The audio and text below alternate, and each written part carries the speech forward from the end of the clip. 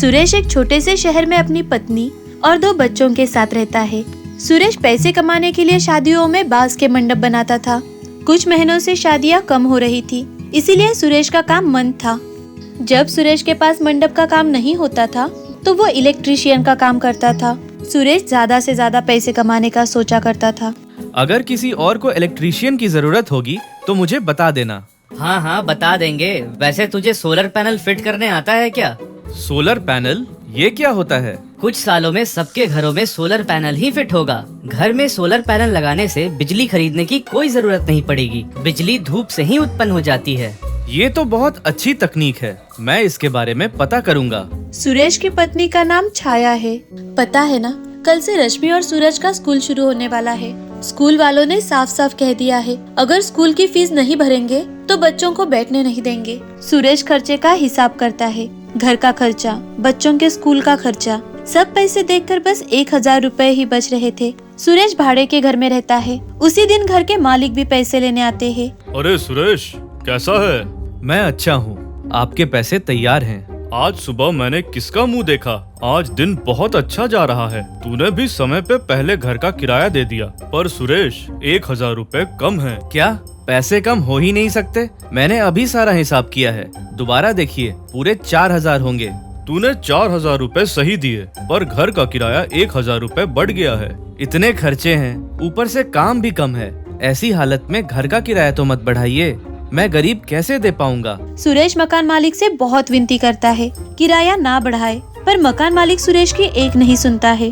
अरे अगर घर का किराया ज्यादा लगता है तो दूसरा घर देख लेना, वरना अगले महीने से 5000 ही भाड़ा देने होंगे। सुरेश बहुत घर ढूंढता है, हर घर के किराए ज्यादा ही थे। कड़ी धूप में घूम घूम कर वो थक जाता है और वही बैठ जाता है। क्या मैं अपने बच्चों का स्कूल बंद कर दूं?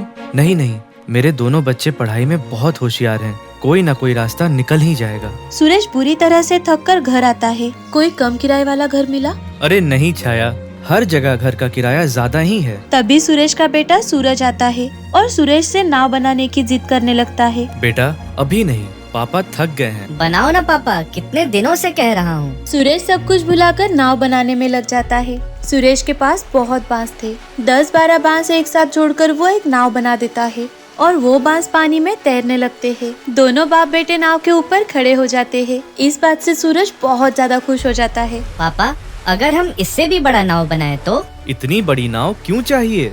तुझे घर बसाना है क्या उस पे? अरे हाँ, पानी में घर बसाना है, फिर तो हमें घर का किराया भी नहीं देना होगा। सुरेश सोचता है कि अगर सच में बांस का नाव बनाओ और उस पर घर बनाओ तो हमें घर का किराया भी नहीं देना पड़ेगा। अगली सुबह सुरेश और उसका पूरा परिवार सारे बांस लेकर नदी के किनारे आते हैं और बांस के घर को बनाना शुरू कर देते हैं।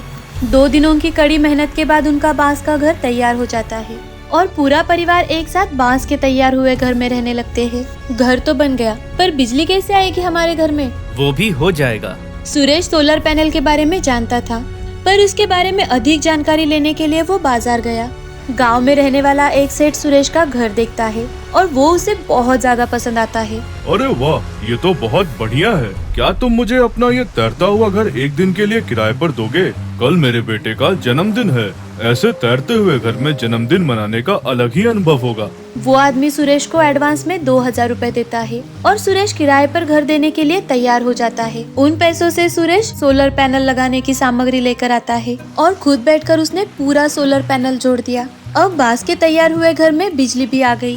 बांस का तैयार हुआ घर लोगों को बहुत पसंद आने लगा। हर दिन सुरेश के पास नए नए लोगों का ऑर्डर आने लगा।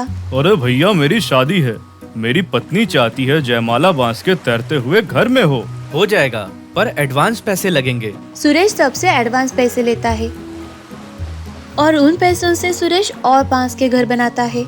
वो सारे घरों को किराए पर चलाने लगा।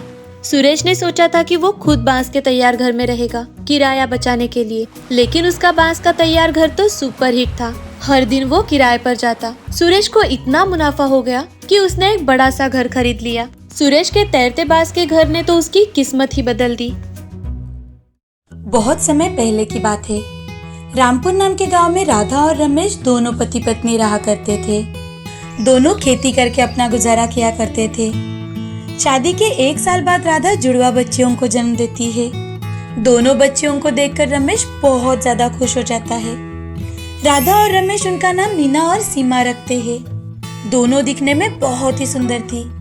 एक दिन रमेश राधा से, राधा, भगवान ने हमारे नसीब में बहुत प्यारी बच्चियां दी है। हमारी बेटियां बहुत सुंदर है। देखना, एक दिन वो हमारा नाम जरूर रोशन करेगी। हाँ राधा, हम उनकी पढ़ाई भी अच्छे से करेंगे। ऐसे ही कुछ दिन बीत जाते हैं। अब मीना और सीमा स्कूल जाने लगी थी। वो दोनों पढ़ाई में बहुत ही होशियार थी।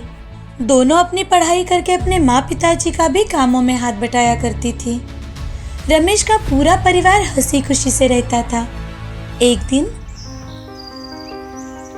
सीमा, हमारे लिए माँ पिताजी कितनी मेहनत करते हैं, हमें भी उनकी थोड़ी मदद करनी चाहिए। हाँ मीना, लेकिन अभी हम क्या कर सकते हैं? हमारा कॉलेज पूरा होते ही हम अच्छा सा जॉब करेंगे ताकि माँ पिताजी को और मेहनत ना करनी पड़े। हाँ सीमा, तुम बिल्कुल ठीक कह रही हो।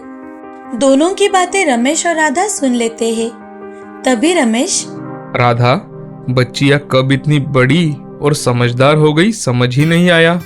वो हमारे बारे में कितना सोचती है। हम हमारे काम में हमेशा व्यस्त रहते हैं। देखो तो, हमारी दोनों बच्चियां कॉलेज जाने लगी है। हम उन्हें बहुत अच्छे से पढ़ाएंगे और उनकी शादी भी बहुत अच्छे घर में करवा देंगे। अजी, हमारी बच्चियां इतनी सुंदर है कि उनके लिए अभी से रिश्ते आना शुरू हो गए हैं। मीना और सीमा दोनों हर रोज कॉलेज जाया करती थी। वो दिखने में इतनी सुंदर थी कि उन दोनों बहनों के चेहरे पर एक अलग सी चमक थी। कॉलेज के बहुत से लड़के उनके पीछे पड़े थे। एक दिन मीना और सीमा कॉलेज के कैंटीन में बैठी थी। तभी एक अमीर घर का लड़का आकाश अपने दोस्तों के साथ वहां आ जाता है और वो मीना और सीमा से, हे गर्ल्स, आई एम आकाश। चलो मीना, हम क्लास में जाते हैं। मीना और सीमा दोनों उसे पहचानती थी। आकाश एक बड़े घर का लड़का था। वो कॉलेज में सिर्फ आवारगी करने आता था। उसकी हरकतों से बहुत सी लड़कियां परेशान हो गई थी, लेकिन उसके पिताजी की दहशत से प्रोफेसर भी कुछ नहीं कर पाते। मीना और सीमा दोनों क्लास में चलते जाते हैं। उनका कॉलेज में एक सतीश नाम का दोस्त था। सतीश बहुत ही पोलाइट और समझदार लड़का था। दूसरे दिन सतीश, मीना, सीमा, तुम आकाश की तरफ ध्यान मत देना। वो वैसे भी टाइम पास करने के लिए ही कॉलेज आता है। लेकिन सतीश, देखो ना, ये आकाश खामखा हमारे पीछे पड़ा रहता है। तुम चिंता मत करो, मैं हूं ना। तभी वहाँ आकाश आता है। हे जाने मन, आज तो बहुत ही प्यारी लग रही हो। तुम्हें एक बार बताने पर समझ नहीं आता? अगली बार अगर कुछ बोले ना तो देख लेना।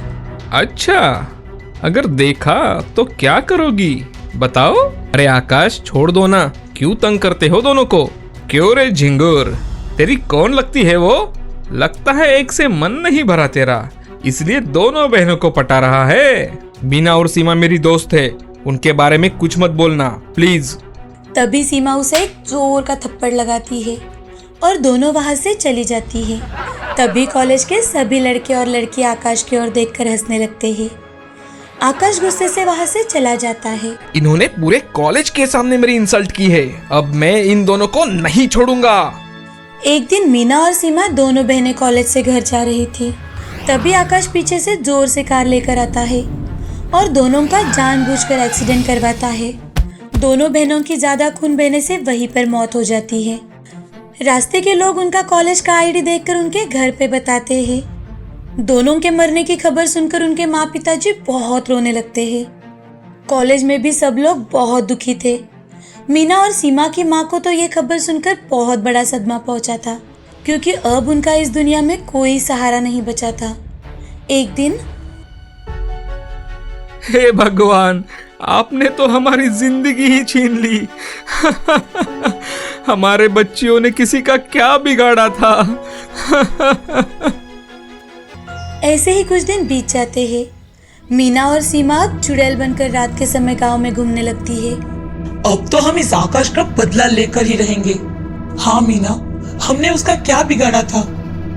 एक दिन आकाश रात को पार्टी करके अपने दोस्तों के साथ रास्ते में बैठा था कि तभी मीना और सीमा आकर, क्यों मारा हमें?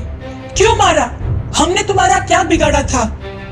भूत भूत, मुझे माफ कर दो, मुझसे गलती हो गई, मुझे छोड़ दो, मुझे छोड़ दो। आकाश डर के मारे यहाँ वहाँ भागने लगता है। उसके दोस्त भी वहाँ से भाग जाते हैं, लेकिन मीना और सीमा आकाश को पकड़कर बहुत पीटती है, इतना कि वो मर जाता है। जल्द ही सुबह हो जाती है।